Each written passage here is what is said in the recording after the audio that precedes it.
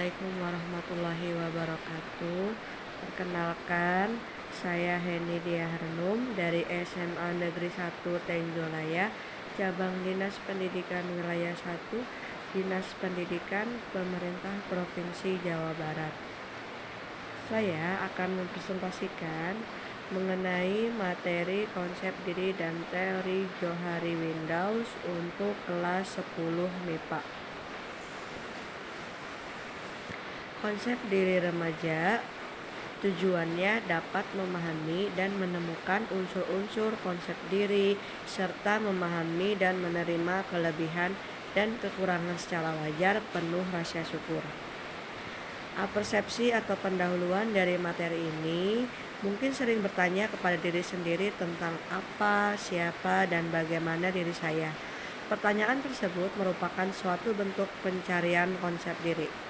Konsep diri merupakan suatu yang dibentuk, bukan ada secara otomatis, seiring dengan tingkat pertumbuhan dan perkembangan individu.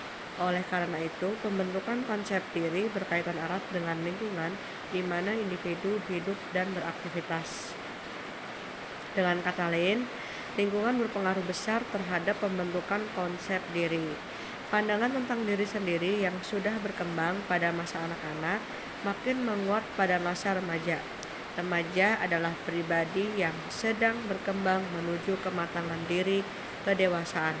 Untuk itu, remaja perlu membekali diri dengan pandangan yang benar tentang konsep diri.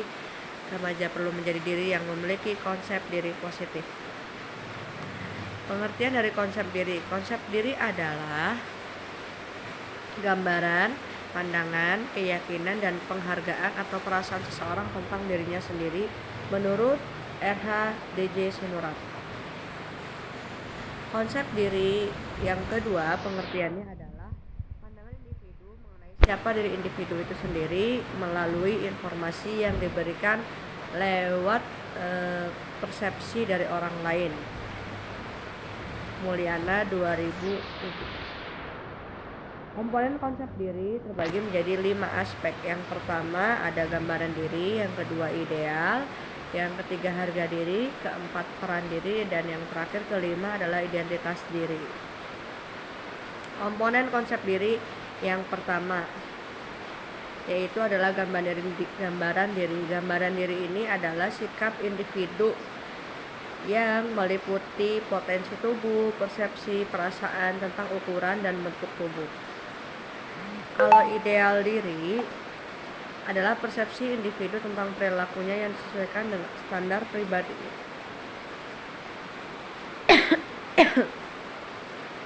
Terkait dengan cita-cita.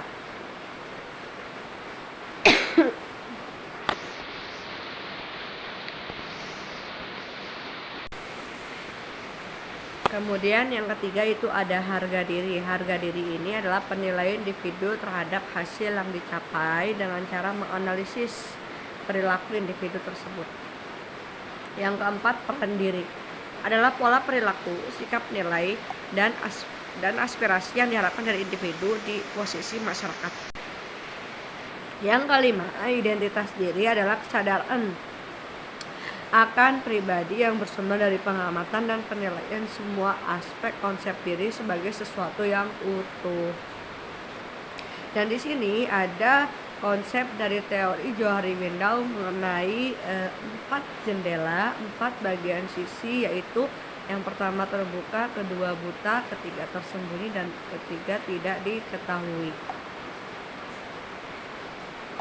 Oke. Nah, penjelasannya diri terbuka yaitu yang pertama hal-hal yang kita tahu dan orang lain juga tahu, misalnya tentang keadaan fisik, profesi, asal daerah, atau lainnya. Yang tertutup, misalnya orang kita tahu dan orang lain tidak tahu. Sebagai contoh, perasaan, pendapat, kebiasaan tidur, atau hal-hal yang bersifat rahasia. Kalau jendela buta, kita bisa tidak tahu tentang diri sendiri, tetapi orang lain tahu. Misalnya ada beberapa nilai positif dan negatif tentang kepribadian kita.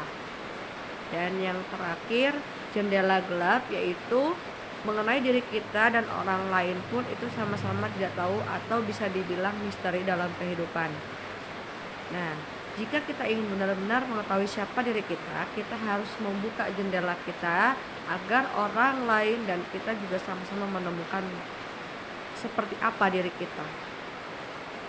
Dan berikut konsep diri positif dan negatif. Kalau konsep diri positif itu ada konsep diri negatif terlebih dahulu ya. Konsep diri negatif terlebih dahulu ada peka pada kritik, responsif sekali terhadap pujian, hiperkritis, cenderung merasa tidak disenangi oleh orang lain, bersikap pesimistis terhadap kompetisi. Konsep diri positif yakin akan kemampuan mengatasi masalah, merasa setara dengan orang lain, menerima pujian tanpa rasa malu, sadar setiap keinginan dan perilaku tidak selalu disetujui oleh masyarakat, dan mampu memperbaiki diri. Dan ini adalah beberapa contoh. Jadi ada dua pilihan dari jendela, dari posisi jendela yang pertama terbuka, yang kedua yang terbuka ini sedikit, tapi untuk gambar yang B ini yang posisi jendela terbukanya lebih besar. Nah, berikut keterangannya. Kalau kita ada di posisi A berarti kita adalah kurang masih memahami diri sendiri. Tapi kalau yang ada di posisi B kita sudah terbuka atau menggali potensi dan memahami diri sendiri melalui pengalaman-pengalaman hidup baik yang menyedihkan atau menyenangkan. Nah, bagaimana caranya agar kita bisa membuka jendela itu? Dengan cara menjadi diri sendiri. Yang kedua, bersikap natural. Yang ketiga, mau menerima saran dan kritik dari orang lain. Jadi coba saja, kita harus bergabung dengan tidak hanya bergabung dengan satu komunitas, tapi beberapa komunitas juga kita bisa selama itu berdampak positif. Terima kasih. Sekian. Wassalamualaikum warahmatullahi wabarakatuh.